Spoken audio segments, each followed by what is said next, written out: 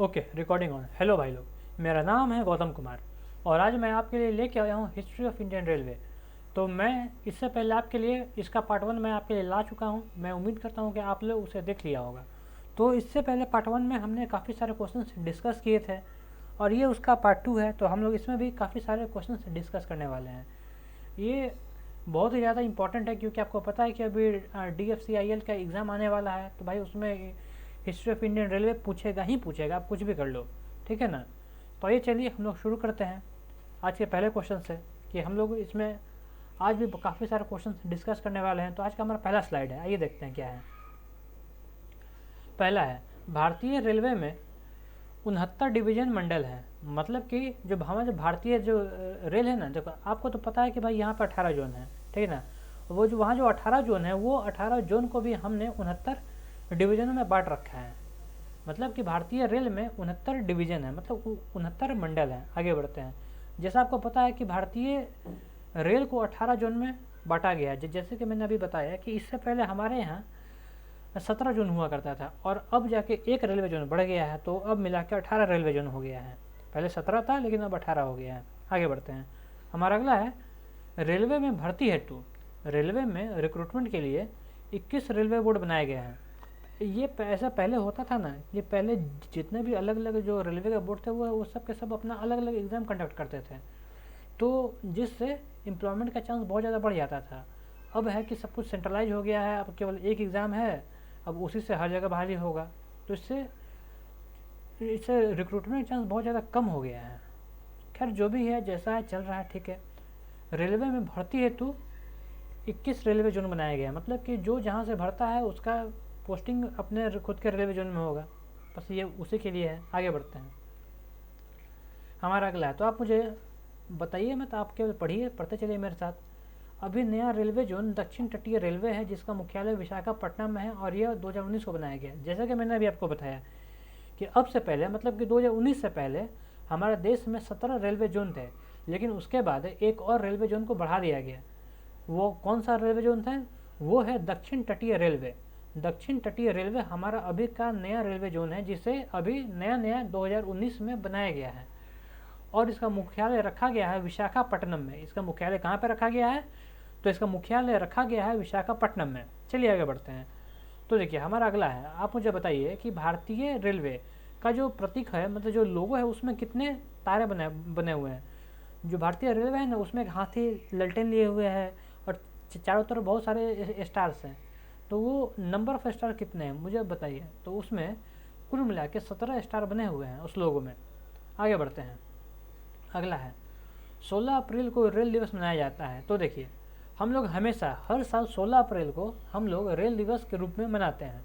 आगे बढ़ते हैं। भारत में सिर्फ महिलाओं के लिए एकमात्र ट्रेन मुंबई के चर्च गेट से बोरीवली तक चलती है। देखिए हाँ, ये जो मुंबई है ना, केवल मुंबई ही एक ऐसा शहर है जहाँ की केवल महिलाओं के लिए सिर्फ एक अलग से गाड़ी चलती है। ये लोकल गाड़ी है, ठीक ना, जो कि रोज़ चलती है। ये मुंबई के चर्च गेट से बोरीवली तक की का सफ़र ये रोज़ तय करती है और दिन में कई बार तय करती है। इसमें पुरुष अलाउ नहीं होते हैं। आगे बढ़ते हैं। अगला है, इंटीग्रल कोच फैक्ट्री पेराम्बूल तमिलनाडु में स्थित है जो कि स्विट्जरलैंड के मॉडल पर आधारित है। देखो ये रेलवे का बहुत ही फेवरेट क्वेश्चन है। हमेशा रेलवे पेराम्बूल कोच फैक्ट्री के बारे में हमेशा पूछता है, ठीक ना। तो रेलवे का जो इंटीग्रेटेड कोच फैक्ट्री है ये पेराम्बूर में है। पेराम्बूर कहाँ पे पड़ता है? तो पेराम्बूर पड़ता है तमिलनाडु में, ठीक ना। और एक क्वेश्चन साथ में सटा के रेलवे ये भी पूछ लेता है कि भाई ये बताओ कि ये जो पेराम्बूर इंटीग्रल कोच फैक्ट्री है ये किसके मॉडल पर बना हुआ है, मतलब ये किस देश के मॉडल पर बना हुआ है या फिर किस देश के मॉडल पर काम करता है। तो ये स्विट्जरलैंड के मॉडल पर बना हुआ है और उसी के मॉडल पर काम भी करता है। अगला, आप मुझे बताइए कि रेलवे स्टाफ कॉलेज कहाँ पर है। तो देखिए जो रेलवे स्टाफ कॉलेज है वो बड़ौदा में। कहाँ पर है? जो रेलवे स्टाफ कॉलेज है ये बड़ौदा में है। आगे बढ़ते हैं। हमारा अगला है, तो देखिए आप मुझे बताइए कि रेलवे की ज़्यादातर कमाई कहाँ से होती है, मतलब कि उसका कमाई का मेन जरिया क्या है। तो देखो जितनी भी सारी पैसेंजर ट्रेनें चलती हैं तो वहाँ से रेलवे का कमाई तो होता ही है, लेकिन वहाँ पे उतना ज़्यादा कमाई नहीं होता है जितना ज़्यादा कमाई रेलवे माल भाड़ा से कमा लेता है। मतलब कि जो माल की ढुलाई से रेलवे सबसे ज़्यादा इनकम बनाता है। जो मालगाड़ियाँ जो चलती हैं ना, उसमें कभी कोयला जाता है, तो कभी कुछ और मिनरल्स जाता है, कभी नमक जाता है, ठीक ना। मतलब कि बहुत सारे जो इंडस्ट्री है अपनी ज़रूरत का सामान रेल गाड़ी से ही मंगवाती है, क्योंकि ये किफ़ायती पड़ता है। ये आपके ट्रक से, मान के चलिए अगर ट्रक में कहीं जाने का अगर 1000 रुपये लगता है, तो रेलगाड़ी आपको मात्र 10 रुपये में वो चीज़ आपके पास पहुंचा देगी। इसलिए रेलवे सस्ता है, लोग इसीलिए रेल का ज़्यादा यूज करते हैं। आगे बढ़ते हैं।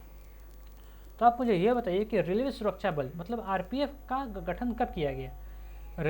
आरपीएफ का गठन कब किया गया? रेलवे सुरक्षा फोर्स मतलब रेलवे सुरक्षा बल का गठन कब किया गया? तो इसका गठन किया गया 1882 ईस्वी में। 1882 में आरपीएफ का निर्माण किया गया। आगे बढ़ते हैं, अगला है। तो देखिए, ये तो बहुत आसान सा क्वेश्चन है, ठीक है, ये दोनों क्वेश्चन आसान है। तो आप मुझे बताइए कि भारत के पहले रेल मंत्री कौन थे? तो भारत के जो पहले रेल मंत्री थे ना, वो थे जॉन मथाई साहब। कौन थे? जॉन मथाई साहब भारत के पहले रेल मंत्री थे। ये तो चलो ठीक है, ये मंत्री थे, रेल मंत्री थे। आप मुझे बताइए कि भारत की पहली महिला रेल मंत्री कौन थी? भारत की पहली महिला रेल मंत्री कौन थी? तो ये थी ममता बनर्जी। ये वही ममता बनर्जी है जो कि आज के समय में पश्चिम बंगाल के सीएम है। ये टीएमसी से आती है। टीएमसी इनकी पार्टी का नाम है, तृणमूल कांग्रेस, है ना। तो देखो, तो जो ममता बनर्जी है ना, ये देश की पहली महिला रेल मंत्री थी। ये जब रेल मंत्री थी ना, तो उसी वक्त बंगाल में चुनाव हुआ था और ये वहाँ से जीत गई थी। पहली बार ये वहाँ से जीती थी और इन्होंने मुख्यमंत्री बनने के चक्कर में अपना रेल मंत्रालय के पद से इन्होंने त्यागपत्र दिया था और जाके बंगाल में ये मुख्यमंत्री का पद इन्होंने संभाला था। आगे बढ़ते हैं, अगला है। तो मुझे बताइए कि भारत में सबसे तेज़ चलने वाली गाड़ी कौन सी है? जैसा कि यहाँ पे लिखा हुआ है कि भारत में जो सबसे तेज़ चलने वाली गाड़ी है उसका नाम है गतिमान एक्सप्रेस। क्या है? गतिमान एक्सप्रेस। ये बहुत ज़्यादा तेज़ चलती है। आगे, कोंकण रेलवे। कोंकण रेलवे की स्थापना कब की गई? तो कोंकण रेलवे की स्थापना 26 जनवरी 1948 ईस्वी में की गई। कोंकण रेलवे की स्थापना 26 जनवरी 1998 में की गई। आगे बढ़ते हैं, हमारा अगला है। तो कोंकण रेलवे परियोजना भारतीय रेलवे की बहुउद्देशीय और वृहत्तम रेल परियोजना है जिसकी लंबाई 760 किलोमीटर है। यह रोहा से मंगलोर तक फैला हुआ है। तो देखो, जो कोंकण रेलवे है ना, तो देखो भारतीय रेलवे ने कोंकण रेलवे को बहुत ही प्यार से विकसित किया है। ये जो कोंकण रेलवे जो परियोजना है, ये बहुत ही खूबसूरत है, ये बहुउद्देशीय है और ये बहुत ही लंबा रेल परियोजना है। जो इसकी जो लंबाई है ये 760 किलोमीटर है और ये रोहा से मंगलोर तक जाती है। कहने का मतलब है, देखो, जो कोंकण रेलवे है ना, ये अरब सागर की ओर फैला हुआ है और ये चलती कहाँ से, मैं आपको बताता हूँ। ये चलती है ये आपके केरल, कर्नाटक, गोवा, मुंबई। मतलब कि ये मुंबई से चलती है। मुंबई जाएगी, गोवा जाएगी, ठीक है ना, मुंबई जाएगी, गोवा जाएगी, कर्नाटका जाएगी और केरल तक जाएगी। ये इन 4 राज्यों में ये चलती है और इसकी लंबाई है 760 किलोमीटर। आगे बढ़ते हैं, ये बहुत ही खूबसूरत है। अगला, तो भाई कोंकण रेलवे का मुख्यालय कहाँ पर है? तो भाई देखो, कोंकण रेलवे का मुख्यालय पणजी में है। पणजी क्या है? तो ये गोवा की राजधानी है। पणजी गोवा की राजधानी है। आगे बढ़ते हैं, कोंकण रेलवे महाराष्ट्र, गोवा, कर्नाटक और केरला को आपस में जोड़ती है। जैसा कि मैंने अभी बताया कि जो कोंकण रेलवे है ना, महाराष्ट्र, गोवा, कर्नाटक और केरला को आपस में जोड़ती है। ये वहाँ से वहाँ तक की दूरी केवल 760 किलोमीटर की है और ये बहुत ही खूबसूरत तरीके से बनाया गया है। ये इंजीनियरिंग का एक बहुत ही शानदार नमूना है। आगे बढ़ते हैं, हमारा अगला है। तो आप मुझे ये बताइए कि प्रथम वातानुकूलित रेलगाड़ी मुंबई से बड़ौदा के बीच 1936 ईस्वी में शुरू की गई। तो देखो, सबको पता है कि भाई जो रेलवे है वो बहुत पहले शुरू हो गया था, ब्लैक ब्यूटी नाम का था। अब तक तो भाई जनरल गाड़ी ही चल रहा था। तो अब लोगों ने सोचा कि भाई कुछ ऐसा गाड़ी बनाया जाए जो कि थोड़ा एलिट क्लास के लिए हो। अंग्रेजों ने ऐसा सोचा, तो इसीलिए उन्होंने एक एसी गाड़ी बनाई और उन्होंने चलाया। तो ये चलाया उन्होंने 1936 ईस्वी में। कब चलाया? उन्होंने 1936 ईस्वी में सबसे पहली बार एयर कंडीशन रेलवे गाड़ी का परिचालन उन्होंने किया और ये मुंबई से बड़ौदा तक ही चली। आप हमेशा से एक बात गौर कीजिएगा कि जो हमारे देश में जो रेलवे का जो भी इतिहास है वो मुंबई से ही शुरू होता है ना। ऐसा क्यों है? इसके बहुत सारे कारण हैं जिसके बारे में मैं आपको फिर कभी बताऊंगा। आगे बढ़ते हैं, रेल कर्मचारी बीमा योजना 1977 में लागू हुआ। देखिए, आज के समय में अगर आप IRCTC पर अगर आपका अकाउंट है अगर आप वहाँ से ऑनलाइन टिकट बुक करते हैं ना, तो टिकट बुक करने के समय लास्ट में एक ऑप्शन आता है, वो बीमा के बारे में, है ना। तो ये तो वो लॉन्च हुआ, इसके बाद लॉन्च हुआ। सबसे पहले ये रेल कर्मचारी बीमा है, सॉरी मैं गलती से वहाँ चला गया, मुझे लगा कि ये वही है। तो देखो, तो भाई देखो, रेलवे में जितने भी लोग काम करते हैं, है ना, क्योंकि भाई रेल में काम करना बिल्कुल भी आसान नहीं है, खासकर उनके लिए जो कि पटरी पे काम करते हैं। जो गैंगमैन जो हमारे होते हैं, जो ग्रुप डी श्रेणी के जितने भी वर्कर होते हैं, वे रियल टाइम में वर्क करते हैं और वहाँ पे खतरा बहुत ज़्यादा होता है। अगर काम के दौरान अगर उन्हें कुछ हो जाए तो उनकी जिम्मेदारी कौन लेगा, है ना, उनका सारा जो सेटलमेंट है वो कौन करेगा। तो उसके लिए रेल कर्मचारी बीमा योजना की शुरुआत 1977 ईस्वी में की गई, जिसमें अगर कोई भी रेलवे कर्मचारी को काम के दौरान कोई दुर्घटना का शिकार हो जाता है तो उसे कुछ कुछ मिलता ही मिलता है, कुछ क्या, काफ़ी कुछ मिलता है। और क्या क्या मिलता है मैं इसके बारे में आपको आगे बताऊंगा। ठीक है, आगे बढ़ते हैं।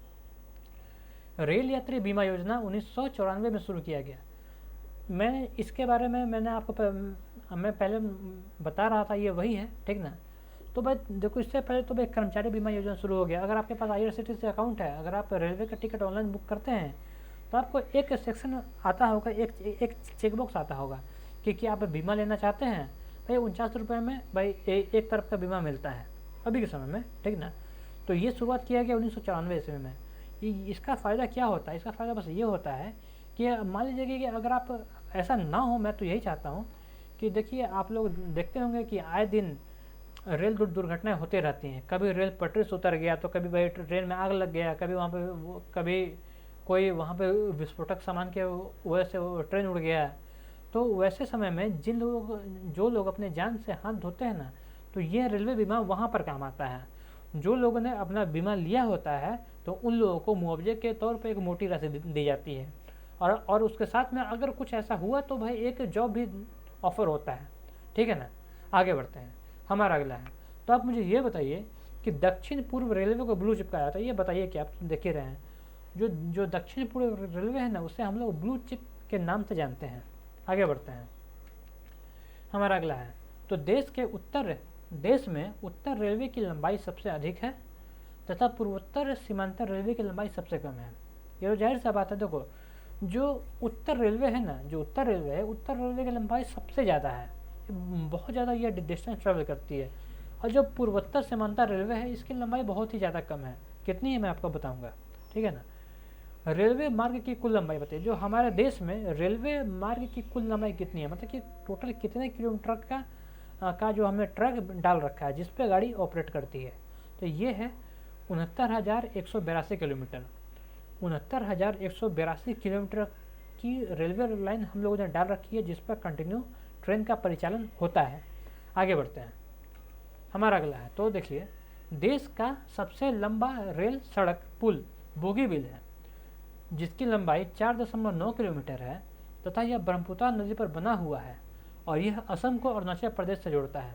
ठीक है, तो देखिए, जो हमारा जो देश है ना, हमारे देश में जो सबसे लंबा जो रेल सड़क पुल है, उसका नाम है बोगीबिल है। सबसे लंबा रेल सड़क पुल, उसका नाम है बोगीबिल पुल है, ठीक है। और ये असम में बना हुआ है। इसकी लंबाई ऑलमोस्ट 9 किलोमीटर के आसपास है और यह ब्रह्मपुत्र नदी पर बना हुआ है और ये असम को और अरुणाचल प्रदेश को दोनों को आपस में जोड़ता है। भाई ये पुल है ना, भाई नॉर्थ ईस्ट रीजन के लिए बहुत ही ज़्यादा इंपॉर्टेंट है, क्योंकि वहाँ पर ट्रांसपोर्टेशन के लिए बहुत प्रॉब्लम होता है। वहाँ पर ढंग के सड़कें नहीं हैं, वहाँ ढंग के पुल नहीं हैं। और ये जो भाई ये जिस पे बना हुआ ये ब्रह्मपुत्र नदी, भाई वहाँ ब्रह्मपुत्र नदी हमेशा विकराल रूप में ही रहती है, इसलिए भाई बोट से भी सफ़र करना वहाँ आसान नहीं है। देखो, इस पुल को बेसिकली इसलिए बनाया गया है ना, क्योंकि जो अरुणाचल प्रदेश है, आपको डोकलाम वाला किस्सा तो याद ही होगा कि भाई जो चाइनीज सैनिक थे भाई वहाँ पर चढ़ के बैठे हुए थे। अब भाई यहाँ के लोगों को, मतलब कि अगर सरकार अगर सेना का डिप्लॉयमेंट करना चाहे तो नॉर्थ ईस्ट के रीजन में करना बिल्कुल भी आसान नहीं है, क्योंकि वहाँ पे इतना ज़्यादा डेवलपमेंट का प्रोग्रेस नहीं है जितना हम एक्सेप्ट नॉर्थ ईस्ट रीजन, ठीक है ना। तो उसके लिए यहाँ पे पुल बनाया गया ताकि बहुत ही तेज़ी से ट्रांसपोर्टेशन का काम हो सके।